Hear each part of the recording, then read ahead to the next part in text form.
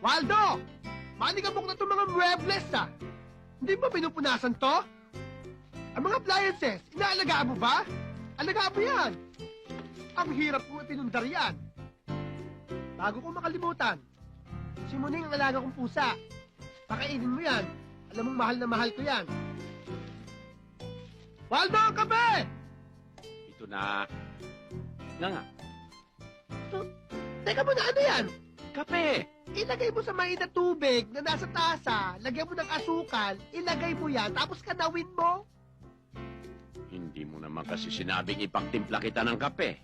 Ang sabi mo, basta kape. Oo nga. Waldo, pakitimpla mo na naman ng kape. Ayan! Nagkaintindihan tayo.